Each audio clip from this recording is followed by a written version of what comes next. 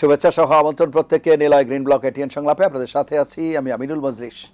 দর্শক, আপনারা জানেন সমসাময়িক ও জনগুরুত্বপূর্ণ বিভিন্ন বিষয় নিয়ে আমাদের আলোচনা অনুষ্ঠান।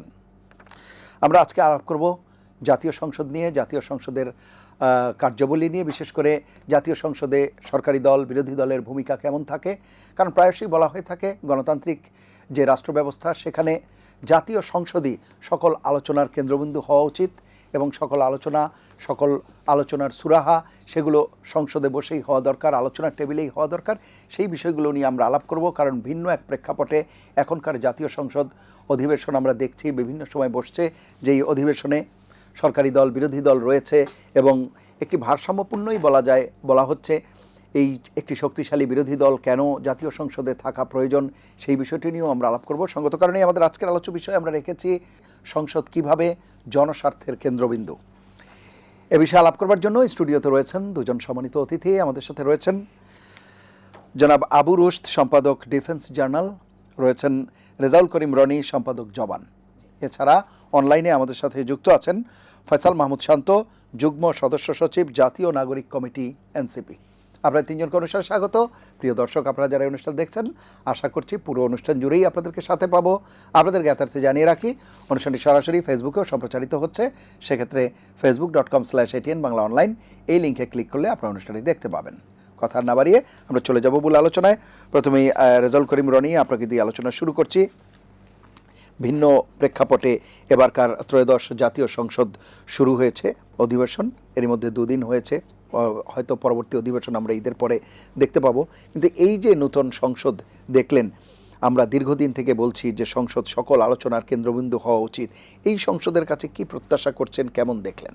আমি প্রথম উদ্বোধনী অধিবেশনে আমি আমন্ত্রিত অতিথিদের একজন ছিলাম, ফলে আমি প্রত্যক্ষভাবে উদ্বোধনী অনুষ্ঠানটা উদ্বোধনী সেশনটাতে আমি ছিলাম, দেখেছি। এবং সংসদ এটা খুবই কাঙ্ক্ষিত সংসদ, এই অর্থে যে ধরেন লম্বা সময় ভোটাধিকারের সংগ্রাম, তারপরে ভোট এবং জনগণের নির্বাচিত প্রতিনিধিরা সংসদে গেল এবং তারা সংসদকে কার্যকর করবেন, এইটা তো কমন জনপ্রত্যাশা। কিন্তু এটা চাইলেই তো হবে না। আপনার সংসদের মধ্য দিয়ে রাজনীতি বা গণতন্ত্রের আপনার উন্নয়নও হইতে পারে, অধপতনও হইতে পারে। এটা ডিপেন্ড করতেছে আপনি সংসদটা কীভাবে ব্যবহার করছেন। পাকিস্তানের সংসদ আছে না, ভারতে আছে না, হাসিনার আমলে সংসদ ছিল না, ছিল তো। ফলে সংসদ থাকলেই গণতন্ত্র শক্তিশালী হবে এটা মনে করার কোনো কারণ নেই। এক নাম্বার, তার মানে সংসদ কিভাবে ফাংশন করছে সেটার উপর নির্ভর করে গণতন্ত্র শক্তিশালী হচ্ছে নাকি গণতন্ত্র আরও অধপতিত যাচ্ছে। সংসদীয় ব্যবস্থাপনা ব্যবহার করে গণতন্ত্রকে হত্যা করার নজির আমাদের আমলেই আছে, হাসিনার আমলেই আছে। ফলে তার মানে সংসদে কারা কি রোল প্লে করতেছে এটা গুরুত্বপূর্ণ। যার রাজনীতিটাই সংসদীয় গণতান্ত্রিক রাজনীতি না, সে সংসদকে যতই ব্যবহার করবে তত রাজনীতি এবং গণতন্ত্রের অধপতন হবে। তাহলে আগে হইলো আপনার রাজনীতিটা গণতান্ত্রিক হইতে হবে, তারপরে আপনি সংসদীয় রীতিনীতি অনুযায়ী যখন আপনি আলাপ করবেন, আলোচনা করবেন, অ্যাক্টিভিটি করবেন, অ্যাক্টিভ হবেন, গণতন্ত্র উন্নত হবে। ফলে সংসদে বসলেই দেশ সোনায় সোহাগা হয়ে যাবে, এই ধারণাটা ভুল। এক নাম্বার। দুই নাম্বার হইল, এখন যে ক্যাচালের মধ্যে বাংলাদেশ ঢুকছে সেটা নতুন কোনো ক্যাচাল না। সেটা হলো বিএনপি মানে সংস্কার বিরোধী, বিএনপি মানে হলো জুলাই বিরোধী, বিএনপি মানে হলো গণঅভ্যুত্থান বিরোধী। এই তো ন্যারেটিভ। কিন্তু রাজনীতি কি বলে? একটা হলো ন্যারেটিভ আর একটা হলো রাজনীতি। রাজনীতি হইল জুলাই গণঅভ্যুত্থানের ক্রেডিট শুধুমাত্র শহীদদের, জীবিতদের আছে দায়িত্ব। তাহলে আপনারা তো ক্রেডিট ভাগাভাগি করে খাচ্ছেন, দায়িত্ব নিতে তো কাউরে দেখতেছি না। দায়িত্বটা তো নিতে হবে কি? সেটা দেশ পুনর্গঠন করা। এখন পুনর্গঠন করার জন্য জুলাই সনদই একমাত্র পদ্ধতি না, কারণ জুলাই সনদে কৃষি সংস্কার কমিশনই গঠন করা হয়নি। এখানে বহুবার আমি আলোচনা করছি। তাহলে কৃষি সংস্কার করবেন না আপনি? জুলাই সনদ কি তাবিজ যে এটা দিলেই সমস্ত অসুখ সেরা যাবে? জুলাই সনদের অনেক কিছু ইনভ্যালিড হয়ে যাবে 2 বছর পরে দেখা যাবে, কারণ সময় আগায়। এটা গেল একটা। ফলে জুলাই সনদকে কেন্দ্র করে যে ধরনের রাজনীতি চলছে সেটা 100% অগণতান্ত্রিক রাজনীতি, ট্রান্সফরমেশন বিরোধী রাজনীতি। এটা একটা ইডিওসেন্ট্রিক পলিটিক্স করার চেষ্টা করা হচ্ছে। ডেফিনেটলি জুলাই সনদ অঙ্গীকার বা জুলাই সনদ বাস্তবায়ন করতে বিএনপি অঙ্গীকারবদ্ধ এবং বাধ্য, যেহেতু জনগণের সাথে তারা কমিটেড। এটা নিয়ে পলিটিক্সের কোনো সুযোগ নেই, রাজনীতির সুযোগ আছে। এক নাম্বার। এইবার আসেন সংবিধান সংস্কার পরিষদ নিয়ে যে বিতর্ক হচ্ছে, একদম তাজা বিতর্ক, সেখানে আমি প্রবেশ করি। আমি একটা ইন্টারেস্টিং বই পড়তেছিলাম, how to interpret the constitution. Constitution interpret করবে কে? বা কিভাবে করবে কে করবে সবাই ইন্টারপ্রিট করতে পারে, এটা জনগণের সম্পত্তি। এটা নিয়ে আপনার এমন না যে উকিল মুক্তার হইতে হবে, আপনার বিশাল আইনি ডিগ্রি থাকতে হবে, আপনি নাগরিক হিসেবে কিন্তু ইন্টারপ্রিট করার একটা আদব আছে, পদ্ধতি আছে। কনস্টিটিউশন ইন্টারপ্রিট করা, সংবিধান ব্যাখ্যা করার পদ্ধতিটা সাংবিধানিক হইতে হবে। এখন এখানে যে দল, বিরোধী দল হিসেবে যাদেরকে আমরা পাচ্ছি এবং সরকারি দল বিএনপি, প্রত্যেকের মতো করে কনস্টিটিউশন আপনার সংবিধানকে ব্যাখ্যা করছে। ব্যাখ্যা করার মধ্য দিয়ে এক দল আপনার আনডেমোক্রেটিক ওয়েতে এনার্কির দিকে যাচ্ছে, আরেক দল গণতান্ত্রিক পদ্ধতিতে পার্লামেন্টের সভারেন্টি এনশিওর করার মধ্য দিয়ে একটা গঠনমূলক, যেটাকে বলে যে কনস্ট্রাকটিভ পলিটিক্স কিভাবে করা যায় সেদিকে হাঁটতেছে। এবং সেদিকে হাঁটতে গিয়ে তাকে কতগুলো চ্যালেঞ্জ মোকাবেলা করতে হচ্ছে। সেই চ্যালেঞ্জগুলো কি? চ্যালেঞ্জগুলো হলো যে সংবিধান পরিবর্তন হইলেই বা একটা সংবিধান সংস্কার সভা হইলেই আপনার দেশের সমস্যার সমাধান হয়ে যাবে, ব্যাপারটা এরকম না। সংবিধান পরিবর্তনের চেয়ে গুরুত্বপূর্ণ হলো পরিবর্তনের উদ্দেশ্য। এখন বিরোধী দলের পরিবর্তনের যে উদ্দেশ্য আর সরকারি দলের যে পরিবর্তনের উদ্দেশ্য, তার মধ্যে আকাশ পাতাল পার্থক্য। কারণ সরকারি দল হলো একটা লিবারাল ডেমোক্রেটিক পার্টি, আর বিরোধী দল হলো একটা মতাদর্শপন্থী আরএসএস মডেলের একটা আল্ট্রা ফ্যাসিস্ট অর্গানাইজেশন। সবাই না, তাদের দলে অন্যান্য জোট যারা আছে, এনসিপি এরকম না, এনসিপি একটা মধ্যপন্থী রাজনীতি করে। আমি মূল জোট দল যে জামাতের কথা, জামাতে ইসলামের কথা, জামাতে ইসলাম এটা কোনো গণতান্ত্রিক দলই না। ফলে জামাতে ইসলাম সংবিধান পরিবর্তনের কথা, সংস্কারের কথা যেটা বলে, সংস্কার হইলে বিপদগুলো কি কি হবে এটা সে বলে না, বরং বিপদে ফেলানোর জন্যই বলে। আর বিএনপি সংবিধান সংস্কারের যে প্রক্রিয়ার কথা বলে, যে উদ্দেশ্যের কথা বলে, সেই উদ্দেশ্যটা হইল একটা ডেমোক্রেটিক প্রক্রিয়া, প্রাতিষ্ঠানিক কাঠামো রিস্টোর হইলেই কেবলমাত্র সংবিধান সংস্কার অর্থবহ হবে। না হলে সংবিধান সংস্কার তো হাসিনাও করছে, সংবিধান সংস্কার তো এর আগের সাথও করছে, এর আগের সরকারও করছে, সবাই করে। তো সংবিধান সংস্কার হইলেই দেশ আবারও পুরানো কথা সোনায় সোহাগা হবে, এটা মনে করার কোনো কারণ নেই। ফলে কথা এখানে শেষ করি, সংবিধান সংস্কারের চেয়ে গুরুত্বপূর্ণ হলো সংস্কারের উদ্দেশ্য। আপনি গণতান্ত্রিক পদ্ধতিকে রিস্টোর করার জন্য সংবিধান সংস্কারের কথা বলছেন, নাকি গণতন্ত্রকে একটা ইডিওসেন্ট্রিক পলিটিক্সের মধ্য দিয়ে হত্যা করে নিজের মতাদর্শ কায়েম করার একটা অজুহাত হিসাবে জুলাই সনদ, সংস্কার পরিষদ, হাবি জাবি এই সমস্ত তেনা পেঁচাচ্ছেন? এটা একটা ডিবেট। 2 নম্বর আর একটা ডিবেট একটু লম্বা করে ফেলি আমি, পরে ভাই সময় দিয়েন। আবার আরেক দল আছে সংবিধানের অরিজিনালিজম বললে একটা জিনিস রক্ষা করে, যে সংবিধান একটা সংবিধান একটা অরিজিনালিজম থাকে, কিন্তু সেই অরিজিনালিজমটা বা যেটাকে বলে যে মৌলিকত্বটা, সেইটা ট্রান্সফরমেটিভ, সেটাও পরিবর্তন হয় সময়ের সাথে সাথে। কিন্তু অরিজিনালিটি বইলে একটা জিনিস থাকতে হয়। কিভাবে থাকে? উদাহরণ দিই। 1935 সালে ইন্ডিয়া অ্যাক্ট নামে যে আইন করা হয়েছিল, পরবর্তী সময়ে ভারত এবং 50-এর দশকে এবং 60-এর দশকে পাকিস্তান তাদের সংবিধান যখন প্রণয়ন করছে, ব্রিটিশ আমলে, কলোনিয়াল আমলে আপনার প্রয়োগকৃত এই ইন্ডিয়ান অ্যাক্ট 1935 সালে তার 70% 80% গ্রহণ করছে, 70% ইন্ডিয়া গ্রহণ করছে, প্রায় 60% থেকে শুরু করে 65% পাকিস্তান গ্রহণ করছে। এট দ্য সেম টাইম বাংলাদেশের সংবিধান যখন প্রণয়ন হয়, এই 2 দেশের সংবিধান থেকে তখন আবার গ্রহণ করছে। ফলে তাহলে সাংবিধানিক রাজনীতি এবং 1935 সালের যে ইন্ডিয়া অ্যাক্ট, এটা আবার কোথা থেকে আসছে? এটা সেই প্রাচীন 1200 সালে ম্যাগনা কার্টা, গণতন্ত্রের যে প্রাচীন বুনি, সেটার সাথে এটা লিঙ্কড আছে। ফলে সাংবিধানিক অরিজিনালিটি, কনস্টিটিউশনাল অরিজিনালিটি বলে একটা ব্যাপার আছে, সেটা গ্লোবালি আছে।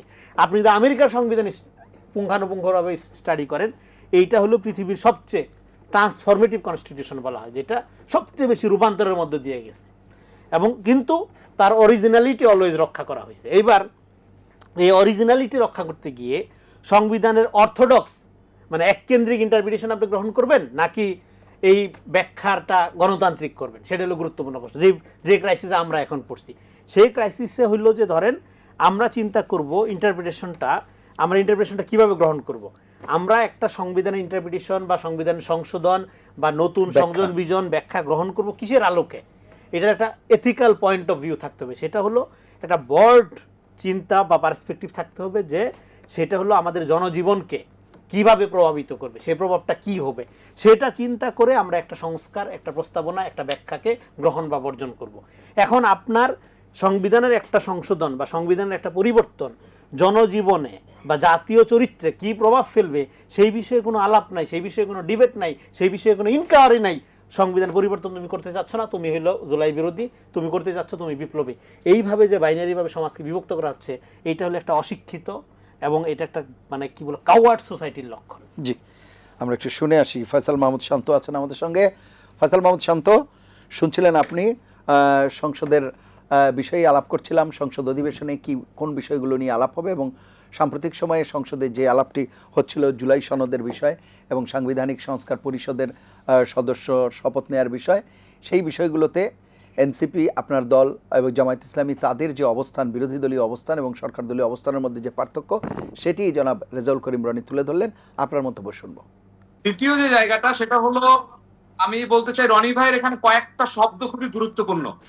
প্রথম শব্দটা হচ্ছে এই জুলাই সনদ, সংবিধান সংস্কার সভা। 3 নম্বর শব্দটা হচ্ছে হাবিজাবি, অর্থাৎ তিনি আসলে বিএনপিকে সমর্থন করে এখন এই জুলাই সনদ, সংবিধান সংস্কার সভাকে হাবিজাবির মতো করে একটা বিষয় মনে করেন। দ্বিতীয় যে জায়গাটা সেটা হলো আরো গুরুত্বপূর্ণ একটা ইঙ্গিত, সেটা হলো তিনি মনে করছেন যে তিনি দেখেন 5-7 মিনিট বক্তব্য দিলেন। এই সংবিধান সংস্কার সভা বলেন, জুলাই সনদের যে সমস্ত প্রস্তাবনাগুলো বলেন, এই প্রস্তাবনাগুলো কোন প্রস্তাবনাগুলো আসলে জনবিরোধী কিংবা কোন প্রস্তাবনাগুলো আসলে জনগণের জীবনে নেতিবাচক ভূমিকা পালন করবে, এর কোনো আলাপ কিন্তু তিনি করলেন না। তিনি বললেন যে আসলে সংবিধান সংস্কার হইলেই যে জনগণের সবকিছু বদলে যাবে, সবকিছু বদলে যাওয়ার তো কিছু হয় নাই। সংস্কার কমিশনে দিনের পর দিন আলাপ হয়েছে, সেই আলাপগুলোতে পরিষ্কার ভাবে কোন কোন ধারা কেন পরিবর্তন করা দরকার এবং সেই জায়গাগুলোতে সবগুলো দল কিছু কিছু জায়গায় একমত হয়েছে, কিছু কিছু দল কোনো কোনো জায়গায় দ্বিমত পোষণ করেছে। তার মানে কোনো যে আলাপ হয় না এই সংবিধান সংস্কার সভা বলেন বা এই সংস্কার প্রস্তাবের উপরে, এটি একেবারেই ঢা মিথ্যা কথা। প্রত্যেকটা পয়েন্টের উপরে দীর্ঘ আলাপ হয়েছে, আলাপের মধ্য দিয়ে একটা প্রস্তাবনা এসেছে। তৃতীয় যে জায়গাটা আমি এখানে আপনার কাছে বলতে চাই সেটা হচ্ছে, তিনি আরেকটা কথা বললেন যে এইটা হচ্ছে যারা সংবিধান সংস্কার করতে চায় কিংবা আসলে এটার মধ্য দিয়ে যারা এই প্রস্তাবনাগুলো বলছেন, যারা এটা চাপ তৈরি করছেন, এইটা আসলে এক ধরনের অশিক্ষিতপনা কিংবা একটা কাওয়ার্ডনেস। কিন্তু তিনি আবার একই সাথে বলছেন যারা সংবিধান পরিবর্তন কিংবা সংস্কারগুলো করতে চান না তাদেরকে আসলে জুলাই বিরোধী বলাটা এটা নেগেটিভ অনেক। কিন্তু যারা সংবিধান সংস্কার করতে চায় কিংবা যারা এই ধরনের পরিবর্তনগুলো করতে চায় তাদেরকে কাওয়ার্ড বলা, তাদেরকে অশিক্ষিত বলা, এইটা খুব ভালো এক ধরনের রেসপেক্টিভ পলিটিক্স বলে রনি ভাই মনে করেন। এখন আমি আসি মূল আলাপে। আমি আসলে বলছি কেন আসলে আমাদের এই পরিবর্তনগুলো দরকার। এখানে এনসিপি, জামাত এবং অন্যান্য কোন দল কেউ বলে নাই যে এখন যে পরিবর্তনগুলো প্রস্তাবনা হয়েছে সেটি আপনি রনি ভাইয়ের মৃত্যুর পরে এটি রাখতে হবে, এটা বলে নাই। এটি নিশ্চিতভাবে আপনিও জানেন, আমি জানি যে এটি 2 বছর পরে, 5 বছর পরে প্রয়োজনের সাপেক্ষে আবার এই পরিবর্তনগুলো আসতে পারে। সংকটটা কোন জায়গায়? সংকটটা হচ্ছে এই সংসদে বিএনপি যেহেতু সংখ্যাগরিষ্ঠতা পেয়েছে, অর্থাৎ 2/3 আসন পেয়েছে, তারা এখানে এক ধরনের গায়ের জোর ব্যবহার করছেন। যেমন রনি ভাই এসে বললেন যে এই সংবিধান সংস্কার সভা এবং এই যে সংস্কার হাবিজাবি, বিএনপি এক্স্যাক্টলি সংসদে এই আচরণটা করছেন, এটাকে হাবিজাবি মনে করছেন। কেন মনে করছেন? তারা দেখেন আমরা কি বলছি, আমরা বলছি আপনি সংবিধান সংস্কার সভা ডাকেন, সেইখানে ডেকে আলাপ করেন। বিএনপি আলাপটা পর্যন্ত সেখানে করতে দিচ্ছেন না এবং তারা এখানে লম্বা ইতিহাস নিয়ে আসছেন। সালাউদ্দিন আহমেদ এই গণভোটের ভিত্তি নিয়ে প্রশ্ন তুলছেন। তিনি নিজে সংস্কার কমিশনে বলছেন গণভোটের যে রায় হবে সেটা সকল সংসদ সদস্য মানতে বাধ্য থাকবেন। তিনি নিজের সাথে নিজে এখন প্রতারণা করছেন। দ্বিতীয় যে জায়গাটা হচ্ছে আমরা মনে করি সেটা হচ্ছে, দেখেন মেজর জিয়াউর রহমান, শহীদ রাষ্ট্রপতি জিয়াউর রহমানের যে ইতিহাস আমরা জানি, তিনি যখন মার্শাল ল এর মধ্য দিয়ে ক্ষমতায় আসলেন, আসার পরে আমরা দেখলাম তিনি গণভোটের একটি ব্যবস্থা করলেন, গণভোটের ব্যবস্থা করে তিনি সংবিধান সংস্কারের দিকে গেলেন এবং 5ম সংশোধনী যেটি আনলেন। আমরা দেখেছি বিএনপির যখন আওয়ামী লীগ সেটিকে বাতিল করলো, বিএনপির আইনজীবী বন্ধুরা তখন স্টেট ভার্সেস জুসু যে মামলাটি করেছিলেন, সেই মামলাতে তারা বলেছিলেন যে সিপাহী জনতার বিপ্লবের মধ্য দিয়ে এবং গণভোটের মধ্য দিয়ে মির্জা ফখরুর রহমান বৈধতা পেয়েছেন। আজকে এই জুলাই গণঅভ্যুত্থানের মধ্য দিয়ে এই গণভোটের বৈধতা রাজি না, কিন্তু ওই সময় সিপাহী জনতার বিপ্লবের মধ্য দিয়ে তিনি বৈধতা দিতেছে। তখন আওয়ামী লীগ, আজকে বিএনপি এবং রনি ভাই যে কথা বলছেন, তখন আওয়ামী লীগ ঠিক ঠিক কথাগুলো বলতেন। তখন বলতেন আমাদের সংবিধান রক্ষা করতে হবে, ধারাবাহিকতা রক্ষা করতে হবে, সংস্কার কি আওয়ামী লীগকে সবচেয়ে বড় সংস্কার করে, ডিজিটাল বাংলাদেশ করছেন, দেশকে এগিয়ে নিতে যাবেন, বিএনপি অনেক ব্যাকডেটেড, এই কথাগুলো বলতেন। তখন বিএনপি বলতেন না আসলে সংবিধানের দোহাই দিয়ে সংবিধানকে জনগণের মুখোমুখি, আদালতের মুখোমুখি করা যাবে না। আজকে এক্স্যাক্টলি এনসিপি এই কথাগুলো বলছেন যে জনগণ, এবং রনি ভাই আরেকটা খুবই সেন্সিটিভ কথা বলেছেন, সংসদকে সালাউদ্দিন আহমেদ এবং রনি ভাই দুইজনই বলেছেন যে সংসদ হচ্ছে সার্বভৌম, সংসদ কখনো সার্বভৌম না। সার্বভৌম হচ্ছে জনগণ, সংসদ সার্বভৌম জনগণের প্রতিনিধিত্ব করে। যখন জনগণ মনে করে যে সংসদ আমার প্রতিনিধিত্ব করতে পারে না, তখন হাসিনার মতো লাইট খেয়ে তাকে ভারতে পাঠিয়ে দেয়। কিন্তু সংসদ সার্বভৌম হয় না, জনগণ সবসময় সার্বভৌম থাকে। সার্বভৌম জনগণ গণভোট দেওয়ার পরে সেইটাকে নিয়ে নয়ছয় খেলা হচ্ছে, এবং সেটা নিয়ে কথা বললে তারা অশিক্ষিত হয়ে যাচ্ছে, তারা হচ্ছে সংসদে নতুন হচ্ছে, তারা আসলে জুলাইয়ের চেতনাধারী হচ্ছে। কিন্তু জুলাইয়ের রক্তের মধ্য দিয়ে একটা দল ক্ষমতায় আসলো, তারা জুলাই ব্যবসায়ী না, তারা জুলাইয়ের চেতনাধারী না। এবং সবচেয়ে ইন্টারেস্টিং বিষয় হচ্ছে তারা সংসদে এই টপিকটা আলোচনা পর্যন্ত আনছেন না। আপনি এই আলোচনা আনেন, সংবিধান সংস্কার পরিষদ আপনি গঠন করেন, গঠন করার পরে আপনার যেগুলো প্রবলেম আছে, যেগুলো জনজীবনে এফেক্ট ফেলে না, সেগুলো আপনি পরিবর্তন করেন না। কিন্তু সেই আলোচনার মধ্যে আজ যাচ্ছে না। এরপরও হচ্ছে এনসিপি কিংবা হচ্ছে অশিক্ষিত এবং বিএনপি যে সংসদ এই সংবিধান সংস্কার সভা করতে চাচ্ছেন না, তারপর বিএনপি হচ্ছে একটু মধ্যপন্থী সংস্কারপন্থী এগিয়ে যাওয়া দল। এটা হচ্ছে খুব ইন্টারেস্টিং। অসংখ্য ধন্যবাদ। জনাব রেজাউল করিম রনি হয়তো সেই প্রশ্নগুলোর উত্তর দেবেন, তার আগে আমি একটু শুনে আসি। রয়েছেন আবু রুশদ। জনাব আবু রুশদ, আপনি শুনছিলেন দুজনের আলোচনা, আপনার মন্তব্য শুনবো। এখন এই যে দুজনে রনি যে সমস্ত কথাবার্তা বললো, মানে ব্ল্যাটান্টলি অনেক কথাবার্তা বলেছে, তারপরে এই যে এনসিপির উনি যেভাবে এটাকে কাউন্টার করলেন, তো এটা দেখি কি এটুকু মনে হয় না যে আমরা আসলে একটা বিতর্কের পরিবেশ পেয়েছি, প্রতিবাদ করার পরিবেশ পেয়েছি, একজন আরেকজনকে তার কথা বলার বিপরীতে কথা বলার আমরা একটা সুযোগ পেয়েছি। এটা তো অন্তত স্বীকার করতে হবে, এটা দেখি তো মনে হচ্ছে। এগুলো তো আগে ছিল না। এখন যে এই যে এনসিপির ইয়াং ছেলেপেলেরা যারা সংসদে গিয়েছে, বা জামাতের মতো একটি রাজনৈতিক দল, জামাত যেখানে আপনি পাকিস্তানের কথা তো সবসময় জামাতকে টেনে বলা হয়, পাকিস্তানে জামাত এই যে গত নির্বাচন হয়েছে তাতে একটা আসন পায়নি, নট এ সিঙ্গেল ওয়ান। তার যত ভোট মাত্র আপনার 13 লাখ না এরকম কাছাকাছি ভোট পেয়েছে পুরো পাকিস্তানে, যেখানে জনসংখ্যা 25 কোটির মতো। সেখানে বাংলাদেশে কয়টা আসন পেয়েছে জামাত জোট? আপনি চিন্তা করেন, এতগুলো আসন পেয়েছে বাংলাদেশে। তো এটা কি, তো পেয়েছে তো বাংলাদেশের মানুষের মধ্যে এটা পেয়েছে তো, এটাকে কি প্রভাব? এটা ট্রান্সফরমেশন আমাদের সোসাইটির মধ্যে হয়েছে। এটা হয়েছে, এটা জুলাই আন্দোলনের জন্য হয়েছে, এটা আমি অস্বীকার করব না। আমাদের দেশে নির্বাচনের যে পরিবেশ ছিল না, যে ভোট তো দিয়েছে মানুষ, একজন আরেকজনকে মানে যতই চিল্লাচিল্লি করুক, ফেসবুকে বলেন, সোশ্যাল মিডিয়াতে, পত্রপত্রিকায়, যেখানে যে এখানে, এগুলো তো একটা, আমি বলবো এগুলো পজিটিভ সাইন হচ্ছে। আপনি ধর্মীয় দল সংসদে গিয়েছে, আপনি একটু পজিটিভলি নেন।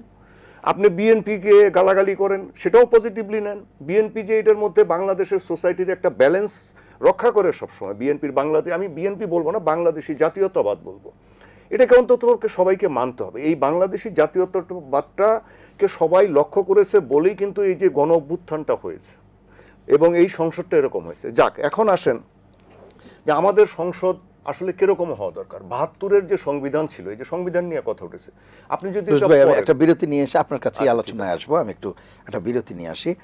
প্রিয় দর্শক, নিলয় গ্রিন ব্লক এটিএন সংলাপে এ পর্যায়ে নিচ্ছি বিরতি, থাকুন আমাদের সঙ্গে।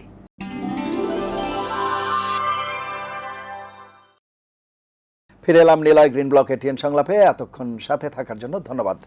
জনাব আবু রুশদ, বলছিলেন আপনি ৭২ সংবিধান নিয়ে। এখন ধরেন আপনি যদি পলিটিক্যাল সায়েন্সের ছাত্র হন, তাহলে ৭২ সংবিধান আপনি পড়েন, দেখবেন যে এর মতো চমৎকার সংবিধান পৃথিবীতে খুব কম আছে কাগজে কলমে।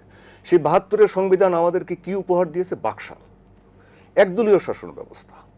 আবার এই দেশে একটা সেন্টিমেন্ট ক্রিয়েট করা হয় যে সংসদীয় গণতন্ত্র হচ্ছে সকল রোগের মহৌষধ। অথচ গণতন্ত্রের দু ধরনের পদ্ধতি আছে, একটা রাষ্ট্রপতি শাসিত প্রেসিডেন্সিয়াল পদ্ধতি, আর একটা মানে সংসদীয় গণতন্ত্র। আপনি বাংলাদেশে এই 54 বছরের ইতিহাসে সবচেয়ে ভালো শাসন, বাংলাদেশকে স্বাধীনতা সার্বভৌমত্ব রক্ষার সবচেয়ে ভালো যায় সময়টা আমরা কখন পেয়েছি? জেনারেল জিয়াউর রহমানের সময় পেয়েছি। উনি আমাদেরকে কি দিয়েছিলেন? প্রেসিডেন্সিয়াল পদ্ধতি। সুতরাং এগুলো হচ্ছে আমরা যেই কথাগুলো বলি যে এটা না হলে সেটা হবে না, এটাই সবচেয়ে বড় জিনিস, এটা করতে হবে, সেগুলো আসলে না। ব্যাপারটা হচ্ছে যে আপনি একটা জিনিসকে কিভাবে কাজে লাগাচ্ছেন, যারা এটাকে কাজে লাগাচ্ছে সেই জিনিসটাকে দেখতে হবে। Man behind the machine. আপনি পাকিস্তান আমলে সেই শুরুর দিকে দেখেন, যখন মার্শাল ল জারি হলো আইয়ুব খানের, এটা কেন হয়েছিল? সংসদীয় গণতন্ত্র ছিল, সংসদে স্পিকারকে চেয়ার ছুঁড়ে মেরে ফেলা হয়েছিল, সেটার পরিণতিতে আপনার মার্শাল ল জারি হয়েছিল, হয়েছে না? আচ্ছা, জাপানের পার্লামেন্টে, তাইওয়ানের পার্লামেন্টে, পৃথিবীর বিভিন্ন দেশের পার্লামেন্টে যারা গণতন্ত্র অনুসরণ করে, আপনার চেয়ার ছোড়াছড়ি হয়, মারামারি হয়, চুল ছেঁড়াছেড়ি হয়, ইউরোপেও হয়। তাতে কি গণতন্ত্র শেষ হয়ে যায়? যায় না, গণতন্ত্র থাকে। গণতন্ত্র একটা চর্চার বিষয়, দীর্ঘদিন ধরে চর্চা করতে হয়। কোনো কোনো দেশে কয়েকশো বছর চর্চা করতে, এই যে আমেরিকার কথা বললো, কত বছর, 100-200 বছরের বেশি, তারপরে একটা ইয়েতে আসে, তাও সেটা পারফেক্ট আপনি বলতে পারেন না। এখন আসেন আমি একটা ছোট একটা অন্যদিকে, এনারা কঠিন বিষয় না, আমি যদিও পলিটিক্যাল মানে সায়েন্সের পড়া আমার আছে, তারপর আমি জটিল জিনিসে যাচ্ছি না। আমার বাবাও পলিটিক্যাল সায়েন্সের প্রফেসর ছিলেন, আমি সেদিকে যাচ্ছি না।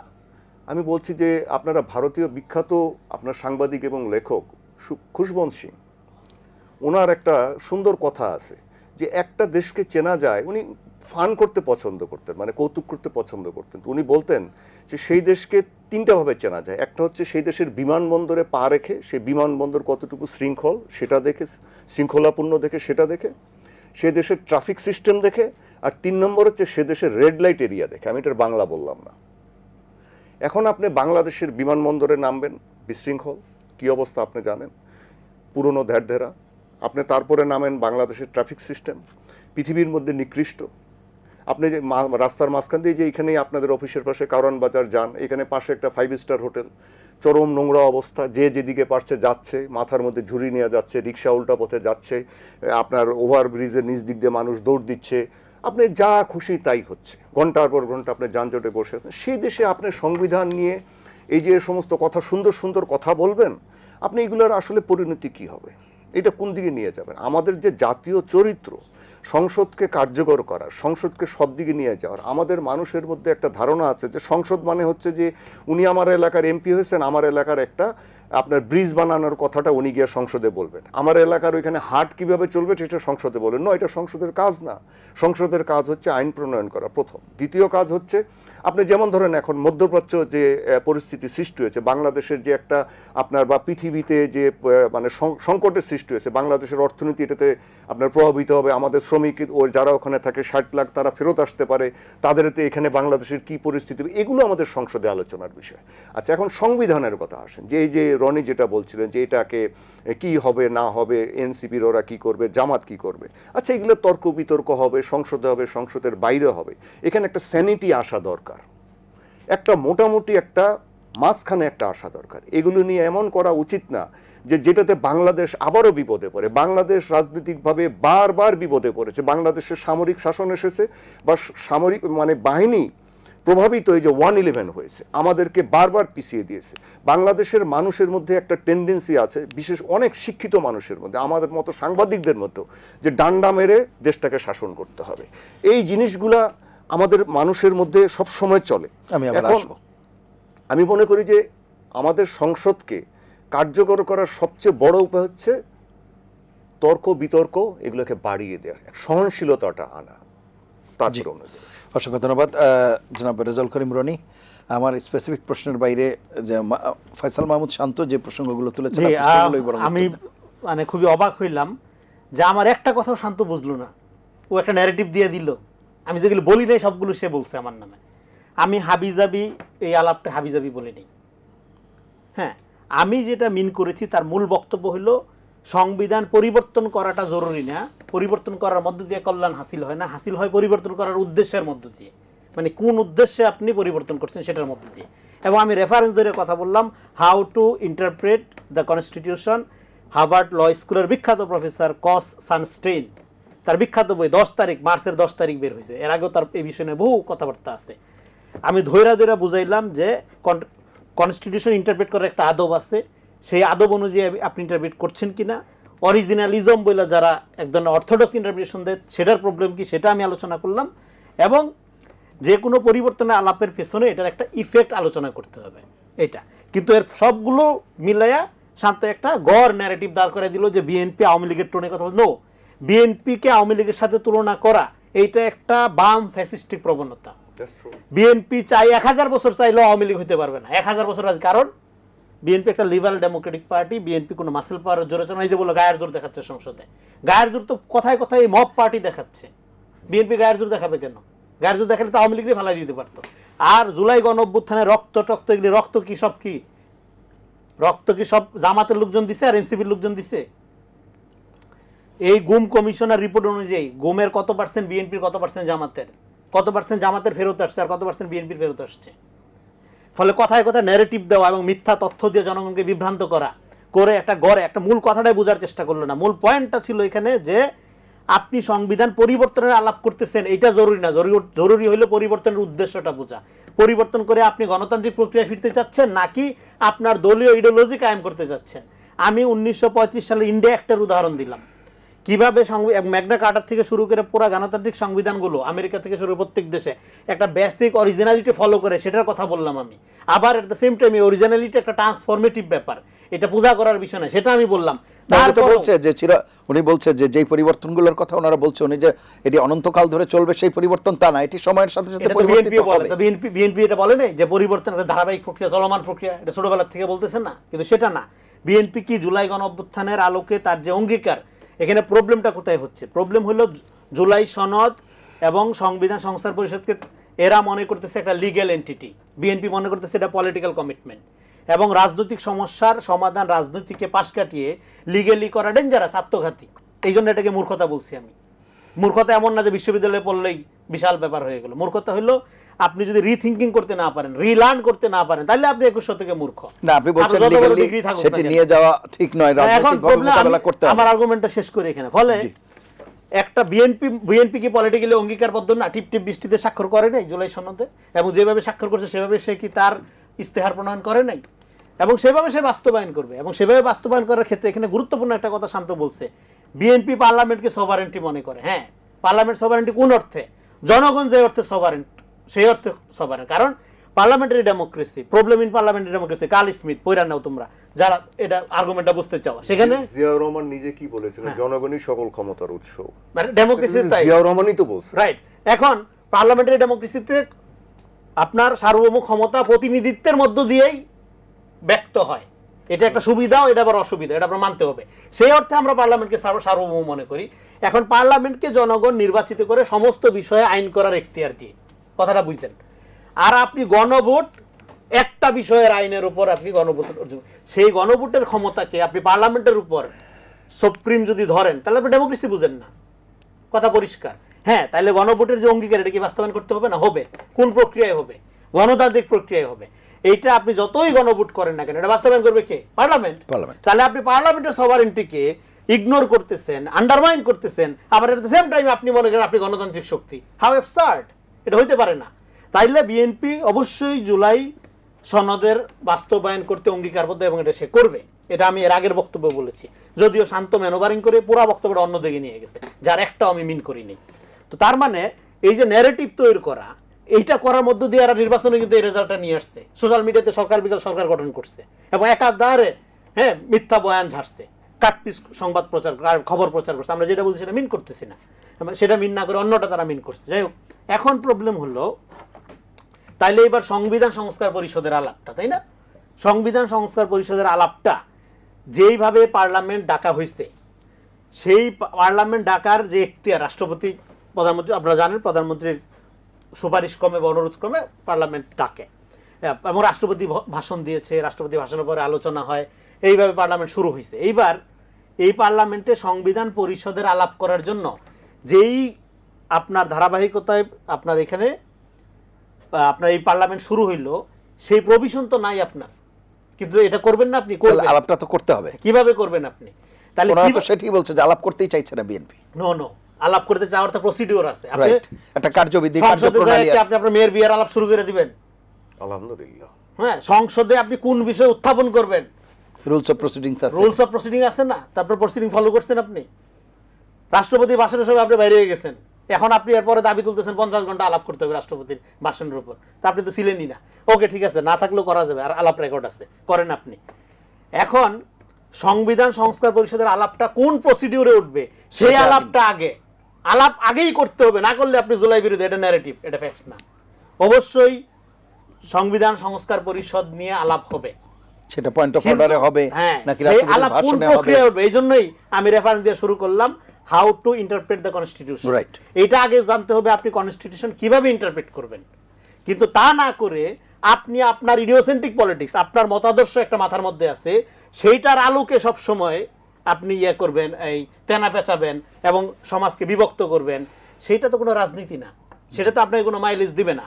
ফলে এখানে একটা ট্রাস্ট এবং ট্রান্সপারেন্সির যে সম্পর্কটা, সেক্ষেত্রে আমাদের একটা ওপেন জায়গা থাকতে হবে যে আমরা ডেমোক্রেসিকে প্রাতিষ্ঠানিক রূপান্তরের স্বার্থে যা যা করা দরকার করব, এবং রাষ্ট্রের পুনর্গঠন, এখানে সংস্কার শুধু না, পুনর্গঠন লাগবে, এবং এই সংবিধানের কাঠামো একটা মুজিববাদী কাঠামো, এই কাঠামোর পরিবর্তন হইতে হবে। এটা জুলাই গণঅভ্যুত্থানের আগের থেকে বিএনপি বলতেছে না, খালেদা জিয়া বলে নাই যে জনগণের সর্বপ্রতিষ্ঠিত হলে সংবিধান ছুঁড়ে ফেলবে, কিন্তু কিভাবে ছুঁড়ে ফেলবে? গায়ের জোরে, স্বৈরতান্ত্রিক পদ্ধতিতে, অর্ডিন্যান্স জারি করে, অবশ্যই। এবং এই যে তার অধ্যাদেশগুলোকে আইন মনে করতেছে, অধ্যাদেশ কখনো আইন না আনটিল এবং আনলেস পার্লামেন্ট এটাকে অ্যাকনোলেজ করার আগ পর্যন্ত, এটা 2 পয়সার কোনো গুরুত্ব নেই। ফলে আপনারা পার্লামেন্টকে সবসময় আন্ডারমাইন করতেছেন, আবার জনগণের সভারেন্টির কথা বলেন, জনগণ সার্বভৌম, এই সমস্ত রেটরিক্স, এগুলো মিথ্যাচার, এগুলো প্রতারণা। আপনি জনগণকে যদি সভারেন্ট মনে করেন, আপনাকে অবশ্যই পার্লামেন্টকে সভারেন্ট মনে করতে হবে, কারণ জনগণের প্রতিনিধিত্বের মধ্য দিয়েই পার্লামেন্ট প্রতিনিধিত্ব নির্বাচন করে। তাদের কাজ, যে ভাই যেটা বললো, তাদের কাজ কিন্তু বিল ওই যে আপনার কালভার্ট এবং ব্রিজের ব্যাপার না, আইন প্রণয়ন করা। এবং পার্লামেন্ট কেন গুরুত্বপূর্ণ? এগুলো বেসিক কথাবার্তা। পার্লামেন্ট গুরুত্বপূর্ণ কারণ পার্লামেন্টকে আপনি, জনগণ পার্লামেন্টকে মানে তার প্রতিনিধিকে সর্ববিষয়ে আইন করার এখতিয়ার দিছে। সেখানে একটা গণভোটকে পার্লামেন্টের উপর কোন যুক্তিতে আপনারা সার্বভৌম মনে করেন? জি, আমি আসবো, একটু শুনে আসবো ফয়সাল মাহমুদ শান্ত, আপনার কাছে শুনবো, একটা বিরতি নিয়ে এসে আপনার কাছে আমি আলাপে আসবো। প্রিয় দর্শক, নিলয় গ্রিন ব্লক এটিএন সংলাপে পর্যায়ে নিচ্ছি বিরতি, থাকুন আমাদের সঙ্গে।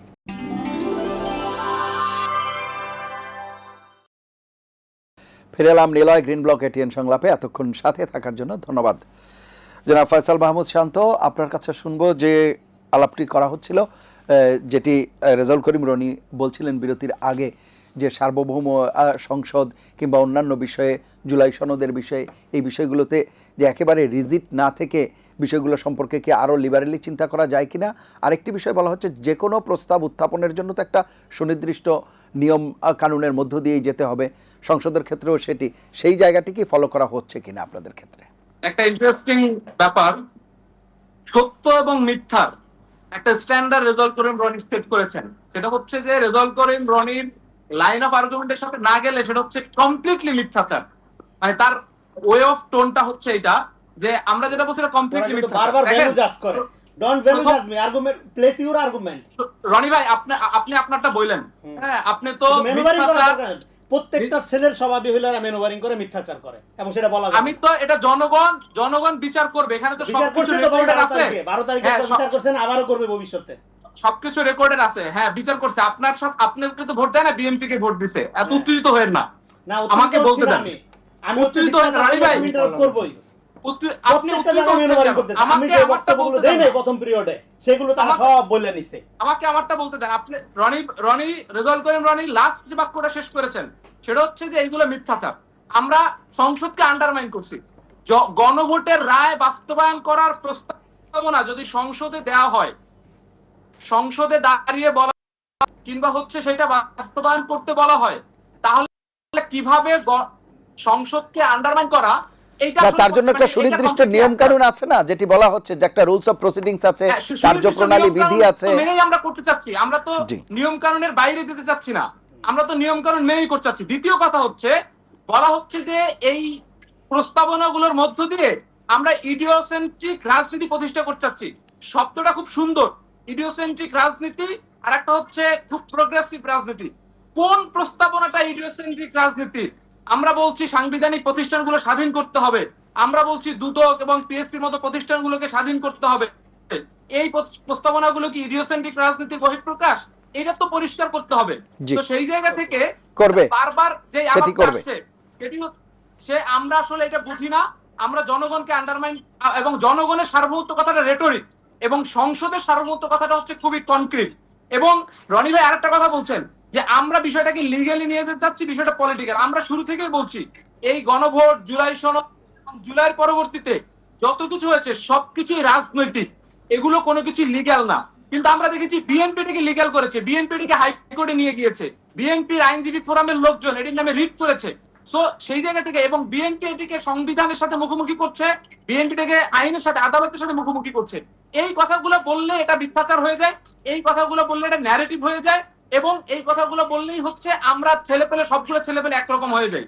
বিষয়টা হচ্ছে একটা কমপ্লিট জায়গাগুলোতে সে যেই জায়গাগুলো বলার চেষ্টা করেছেন যে আমরা সংস্কার প্রস্তাবনাগুলো নিয়ে আমাদের অনেক বালফেল্যতা আছে, আমরা এই হাবিজাবি তুলছি। আমি যখন হাবিজাবি বলছি, সে বলছেন এটা আমি বলি নাই, এবং আমি বুঝি নাই যে আসলে সংবিধানকে কিভাবে ইন্টারপ্রেট করতে হয়। সমস্ত বোঝাবুঝি আসলে একজন মানুষের মধ্যে থাকে তাহলে বাকিদের বোঝা আসলে আর থাকার কোনো জায়গা নাই। আমি এখানে আরেকটা বিষয় উল্লেখ করছি, আমি এই সাংবিধানিক তর্ক প্রায় এক সপ্তাহ যাবত বিভিন্ন জায়গায় করছি। আমার খুব কথা পরিষ্কার, জনগণের সার্বভৌমত্ব দুইটা জায়গায় খুব পরিষ্কারভাবে প্রতিফলিত হতে হবে। একটা হচ্ছে জনগণ ভোট দিয়ে সংসদ সদস্য নির্বাচন করেছে, সংসদে জনগণের সার্বভৌমত্বের প্রতিনিধিত্ব থাকবে। জনগণ নিজে সরাসরি গণভোট দিয়ে 68% জনগণ গণভোট দিয়েছে, সেই জনরায়কেও সম্মান করে জনরায়কে বাস্তবায়ন করতে হবে। দ্বিতীয় যে জায়গাটি বলছি, বিএনপি এখানে আরেকটা ইন্টারেস্টিং ঘটনা ঘটিয়েছে, সেটা হচ্ছে এই সমস্ত সাংবিধানিক তর্কতে বিএনপি পন্থী বুদ্ধিজীবীদেরকে এবং বিরোধী দলকে এনগেজ রাখার মধ্য দিয়ে বিএনপি বাংলাদেশে একটা বিশাল কাণ্ড ঘটিয়েছে। আপনারা এটা খেয়াল করেছেন কিনা জানি না। সেটা হচ্ছে বিএনপি ইন্টারিমের সময় যখন সিটি কর্পোরেশনের মেয়র লেভেলে প্রশাসক দেওয়া হয়েছিল, তখন এটা নিয়ে একেবারেই তুলকালাম কাণ্ড করেছিল যে এইটি অনির্বাচিত লোক দিয়ে এটি চালানো যাবে না, দ্রুত সময়ের মধ্যে নির্বাচন দিয়ে নির্বাচিত লোকজন আনতে হবে। আমরা দেখলাম প্রথমে 6টি সিটি কর্পোরেশনের প্রশাসক দিয়েছে, এরপরে আরো 5টি সিটি কর্পোরেশনের প্রশাসক দিয়েছে। আমরা ধরে নিলাম সিটি কর্পোরেশনের বড়, সেখানে প্রশাসক দিতে হয়।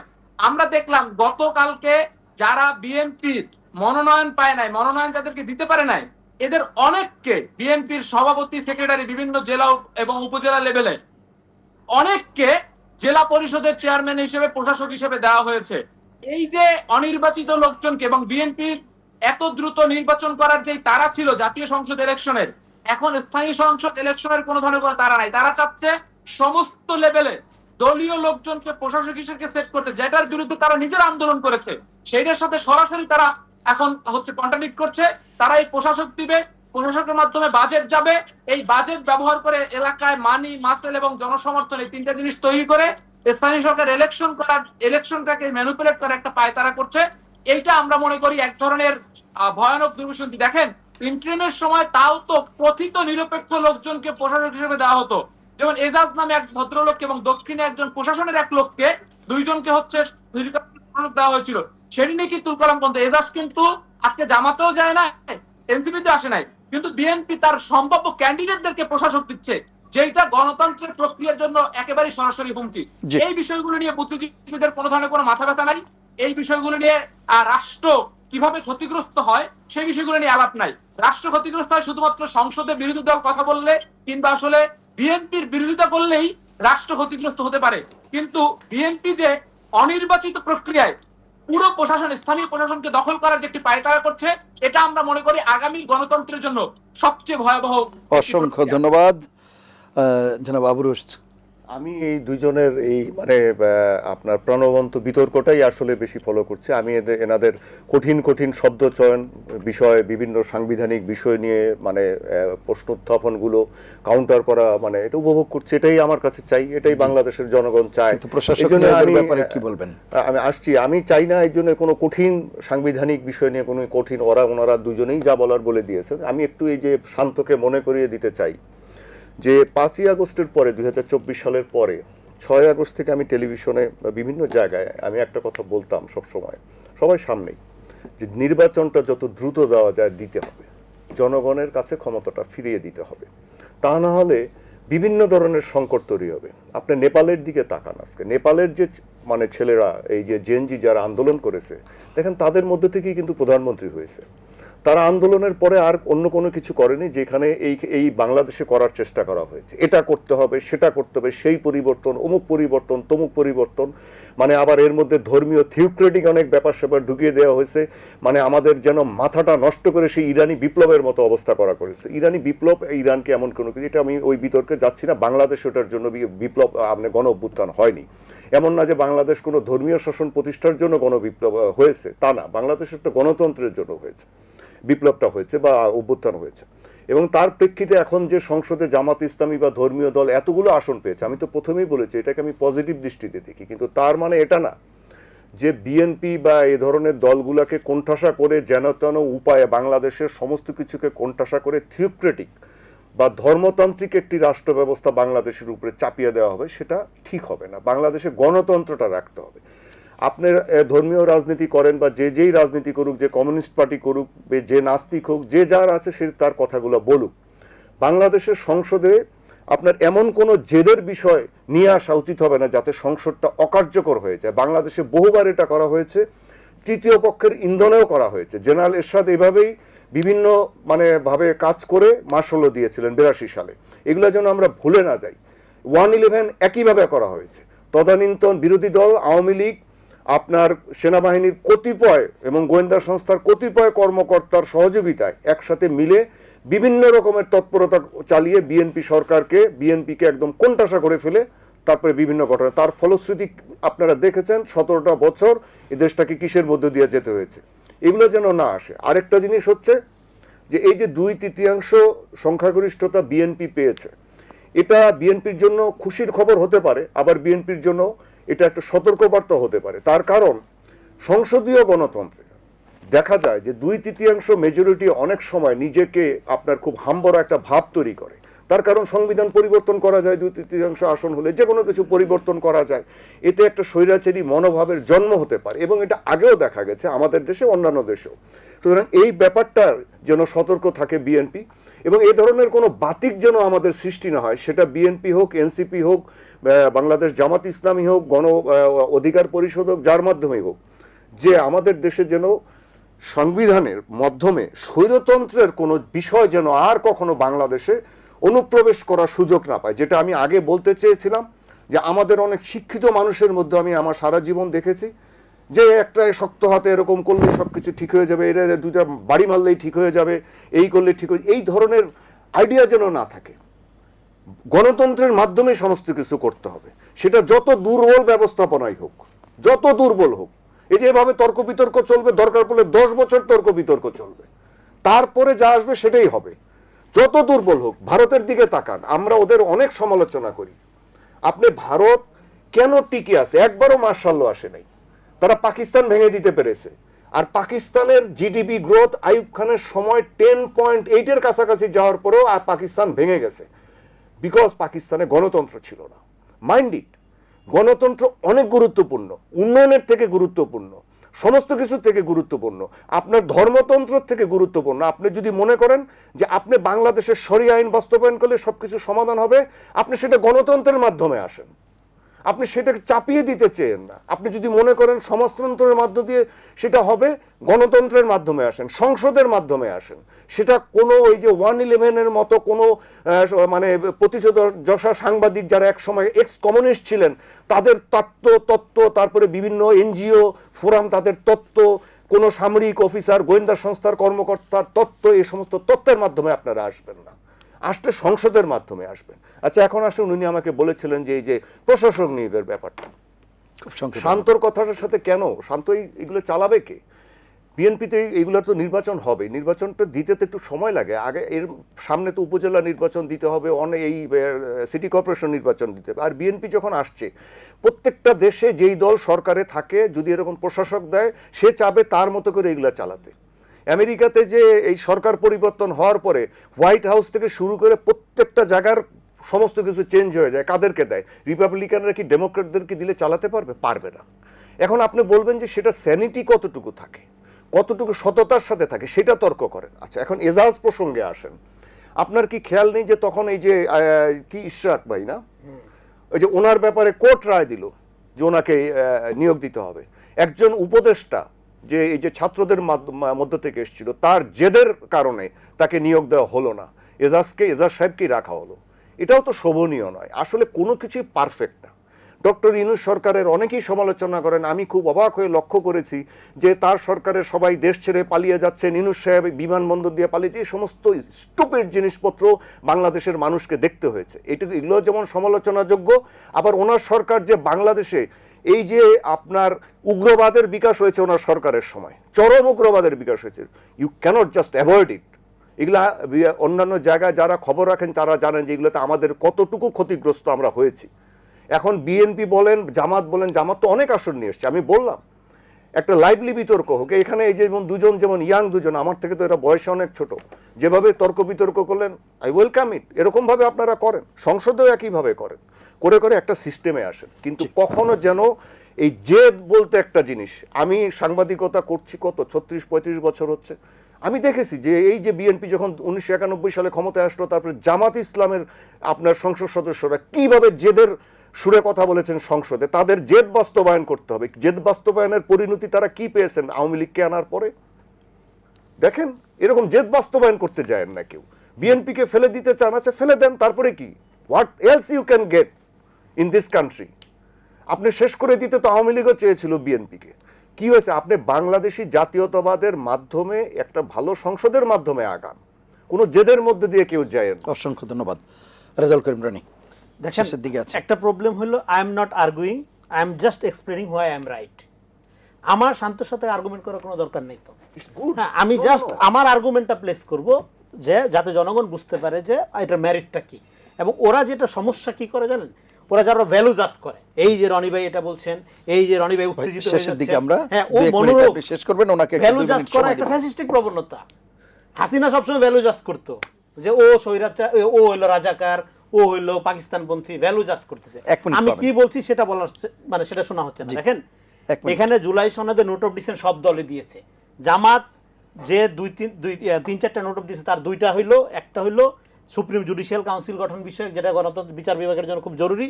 আরেকটা হলো স্থানীয় সরকারদের অর্থনৈতিক ইন্ডিপেন্ডেন্সি, যেটা গণতন্ত্রকে শক্তিশালী করার জন্য খুবই জরুরি। সেখানে তার নোট অফ ডিসেন্ট আছে। ফলে এই দল গণতন্ত্র চায়, এটা আপনি বিশ্বাস করবেন কিভাবে?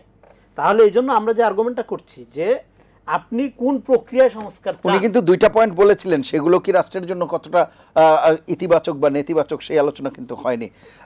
যেটি ফয়সাল মাহমুদ শান্ত বলছিলেন যে আমরা যেই যেই জায়গাগুলোতে সংস্কার চাচ্ছি, তার মধ্যে 2টি বিষয় সংস্কার শুধু না, আমাদের পুনর্গঠন লাগবে দেশ। আমি তো সংস্কার কথার সাথে একমত, পুনর্গঠন হবে। সেই পুনর্গঠন প্রক্রিয়া কি হবে?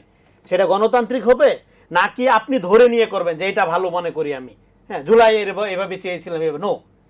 এটা অলওয়েজ জনগণকে সাথে নিয়ে করতে হবে। দেশ পুনর্গঠন জনগণকে সাথে নিয়ে, কোনো বিশেষজ্ঞ মতামতের ভিত্তিতে করলে হবে। আপনি পণ্ডিত, আপনি সব বুঝেন, এই অডাসিটি থাকলে হবে না। এবং আপনি ভোটে কেন গেছেন? বিএনপিকে 5 তারিখে ক্ষমতা শেষ ছাড়া করবেন। হয় নাই, হাইছিল নাই কেন?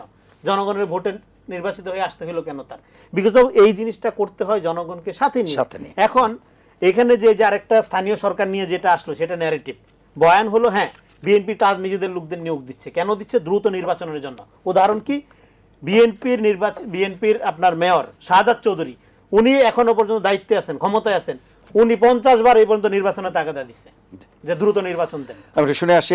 তার মানে এটা ক্ষমতা ভোগ করার জন্য বিএনপি তার লোকজনকে দিচ্ছে, ঢালাওভাবে 1 মিনিট সময় পাবো, যদি কিছু যুক্ত করেন। দ্রুত নির্বাচনে যাইতে হবে আমাদের। জি, আমি একেবারেই সংক্ষেপে যে আলাপটা করছি সেটা হচ্ছে, আমরা একবারও বলি নাই এই সংস্কারগুলো গায়ের জোরে করতে হবে। আমরা নিয়মতান্ত্রিক উপায়ে সংসদে আলাপ আলোচনার মধ্য দিয়ে সংসদের বিল, অধিবেশন এবং সংবিধান সংস্কার সভা, এই সকল নিয়মতান্ত্রিক প্রক্রিয়াই আমরা বলেছি, সেটা গায়ের জোরে করার কোনো প্রশ্নই নাই। এবং অবশ্যই তো এই ধরনের 1-2 বিশেষজ্ঞদের গায়ের জোরে তো নাই কোনোভাবে। দ্বিতীয়ত হচ্ছে, রনি ভাই বললেন আমরা একটু হলে ফ্যাসিস্ট প্রবণতা আমাদের মধ্যে, যে আমরা চাপায়ে দেই। তিনি কিন্তু শুরুই করলেন আমাদেরকে ফ্রেমিং দিয়ে, যে এরা সবকিছু এভাবে চাপায়ে দেয়। তো এটাও কিন্তু এক ধরনের ফ্রেমিং, যে আমরা সবকিছু চাপায়ে দেই। তো আমি ওই তার সাথে আর আর্গুমেন্টে আমরা যেতে চাই না। আমি যেটা বলতে চাই, যে আমাদের বড় ভাই এখানে যে কথাটি বলেছেন, যে আমরা কোনোভাবেই বিএনপি কে হটাই দেওয়ার কথা বলছি না, এবং কোনোভাবেই গণতন্ত্রের বাইরে যাওয়ার কোনো প্রক্রিয়ায় আমরা আলাপ করছি না। অনেকেই বলছিল যে এনসিপি নির্বাচন পেছানোর জন্য এগুলা বলে, নির্বাচন পেছানোর জন্য এই সংস্কারের কথা বলে, নির্বাচন পেছানোর জন্য সংবিধান সংস্কার সভার কথা বলে। আমরা তো এই নির্বাচনে অংশগ্রহণ করে, নির্বাচনে পার্টিসিপেট করে, নির্বাচনের পরেও এই আলাপগুলো জারি রেখে আমরা প্রমাণ করেছি যে আমরা এটা শুধুমাত্র নির্বাচন পেছানোর জন্য কিংবা ইন্টারিমকে দীর্ঘদিন ক্ষমতায় রাখার জন্য বলি নাই। আমরা বিরোধী দলে গিয়েছি, বিরোধী দলে সময়ের স্বল্পতার জন্য আমরা আর এই আলোচনা এগিয়ে নিতে পারছি না। অসংখ্য ধন্যবাদ আপনাদের 3 জনকে অনুষ্ঠানে অংশ নেওয়ার জন্য। প্রিয় দর্শক, এই ছিল আজকের নিলয় গ্রিন ব্লক এটিএন সংলাপ। সম্মানিত আলোচকদের কথার সূত্র ধরে শুধু এটুকুই বলবো, আমাদের মত পথের ভিন্নতা থাকতে পারে, কিন্তু জাতীয় স্বার্থে, বৃহত্তর স্বার্থে আমরা সবাই এক কাতারে সামিল হব, সেই প্রত্যাশায় বিদায় নিচ্ছি। সবাই ভালো থাকবেন, সুস্থ থাকবেন। আশা করি এটিএন বাংলার সঙ্গেই থাকবেন। আল্লাহ হাফেজ।